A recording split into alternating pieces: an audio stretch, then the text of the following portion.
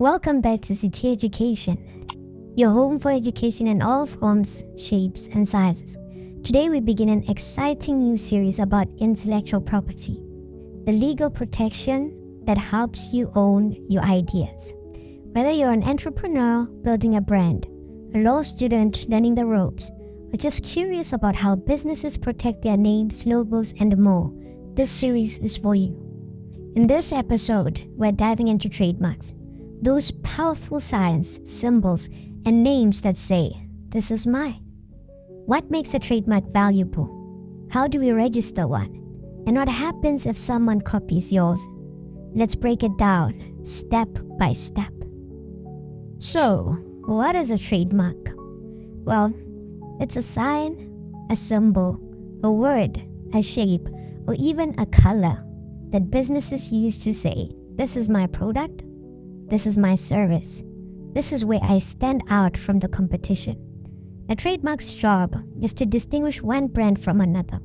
It helps consumers know who made the product, who stands behind it, and very often, what kind of quality can they expect.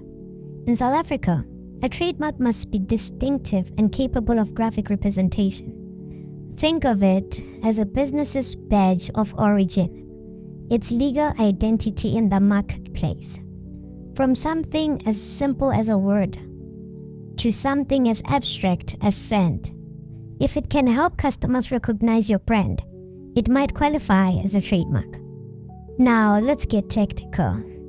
The Trademarks Act 194 of 1993 gives us the official definition of a trademark in South Africa.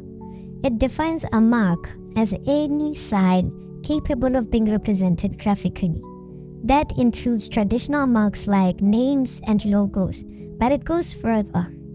You can register the shape of a bottle, a signature, a color scheme, even the configuration of a product's packaging. All of these can serve as identifiers in the marketplace. Why does this matter, you may ask? Well, because the law protects the uniqueness of your brand. This is provided that your trademark is distinctive, not misleading, and not already used by someone else in your class of goods and services. Trademarks come in many forms, some similar, some surprising. Let's break them down. First, we have traditional trademarks. These include words like Nike or MTN. They include logos like the Apple symbol, the bitten apple. They include letters and numbers such as 3M or 7-Up, and even a person's signature if it is used in a trade. But the logo is even further. Let's enter the world of non-traditional trademarks. Here things get creative. You can protect a shape, like for example the 4-finger Kit Kat bar. You can protect a specific color, such as the Cadbury signature purple.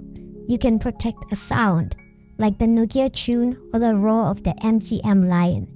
You can even protect motion graphics, holograms, or the positioning of a design element, like a race shoe sole. Yes, Christian Louboutins. Some may know them as red bottoms. And yes, you heard right. Some countries even allow scents, tastes, and textures to be trademarked, though these can be much harder to register. Now, imagine standing in a store looking at two identical products. One is branded, the other isn't. Which one would you trust?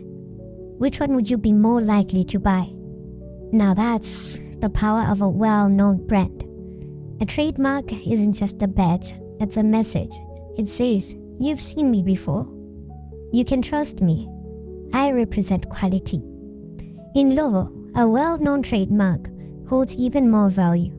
It comes with inherent advertising power, commercial magnetism, and market influence that often reaches far beyond the product itself. These brands don't just sell products, they sell identity, status, and connection. And that kind of influence is exactly what the trademark law is designed to protect. So back to the question, why do we need trademarks in the first place? Well, in everyday life, trademarks make shopping quicker and easier, as seen above. They help you to find the brands you love and avoid the ones you don't. For businesses, a trademark communicates, "These goods or services are from me, and I am responsible for their quality." In the legal world, this is called a badge of origin. In the case of Glaxo Group versus Doe Hearst Limited, the court confirmed that a trademark is more than decoration. It identifies who stands behind the product and the quality they promise to deliver. This function of distinguishing origin is at the very heart of trademark law. Now let's look at what you get from registering a trademark. Firstly, you get exclusive use of the mark for your own goods and services. That comes with a legal monopoly, where you can stop others from using anything confusingly similar. If it's not obvious already, you get public notice. Your trademark is visible on the National Register, deterring copycats. Then another benefit could be the right to use the OR, original symbol, and show the world that your brand is protected. But it gets better. A registered trademark becomes a valuable business asset. It appears on your company's balance sheet. It can be listed, franchised, sold, or even used to secure funding. Think of it as brand insurance, protecting your identity, your reputation, and your bottom line. Registering your mark in South Africa is a formal process, but it's one worth doing. Here's how it works. Step 1. You start by filing Form TM1 with the Companies and Intellectual Property Commission, CIPC. Step 2. The Registrar of Trademarks examines your application. This takes about 9 to 12 months. If there's a problem, like a similar existing mark, you'll receive an official action. Step 3. If accepted, your mark is published in the Patent Journal to allow others to object. There's a 3-month window for this. Step 4. If no one objects or objections are resolved, you'll receive a certificate of registration. Step 5. You'll need to renew the mark every 10 years, calculated from the date of application. And just like that, your brand has official protection. Before registering your trademark, you need to know where it fits. Trademarks are divided into 45 classes. 34 for goods like food, clothing, cosmetics, and electronics, and the other 11 for services like education, transport, finance, and hospitality. Your trademark will only be protected in the class or classes you apply under. If you register it in the wrong class, it can be declared invalid and removed from the registrar. That is why it's crucial to do a classification search before filing your application. But there's more. You will also need to check for conflicting marks.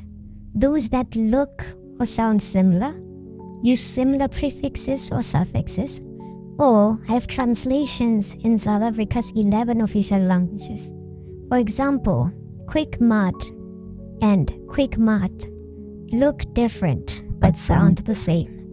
That could be enough to cause confusion and get your mark rejected. Now, sometimes your trademark application is refused, but that doesn't mean it's the end. The registrar can refuse a mark because it is not distinctive, because it is similar to another registered mark, or because it fails the registrability test.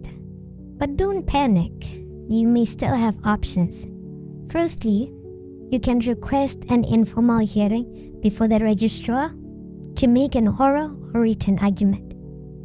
Secondly, you can negotiate with the owner of the conflicting mark and submit their consent to the registrar. Thirdly, you can amend the mark to make it meet legal requirements as long as the core identity stays the same. Fourthly, you can appeal the decision with written reasons and legal arguments. The important thing to know is that the system allows flexibility especially where your mark has genuine commercial value. When you look at brand logos, you might notice two common symbols, the TM and the registered OR symbol. Basically, it's a small r encircled. But what do they actually mean? The TM symbol stands for trademark. Anyone can use this symbol to indicate that they claim a particular logo, word, or slogan as their trademark, even if it's not officially registered. Think of it as a way of saying, hey, this is my brand. But it's important to remember the TM symbol does not grant any legal rights or protections by itself.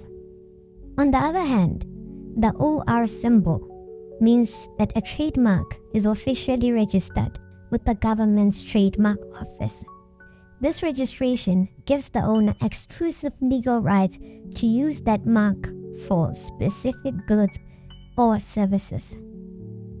It also allows the owner to take stronger legal action if someone copies or infringes their brand.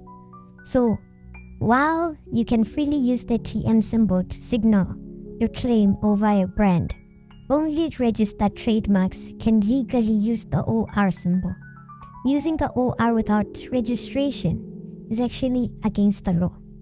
In conclusion, use the TM to show your claim on an unregistered trademark, but use the OR only when the trademark is officially registered and protected. Trademarks are a powerful tool to protect your brand's identity, reputation, and value. Whether it's a name, a logo, or slogan, registering your trademark gives you exclusive rights and legal power to stop others from copying your work. If you found this video helpful, don't forget to like, share, and subscribe to City Education, your home for knowledge in all forms, shapes, and sizes. Until we meet again in the next intellectual property class.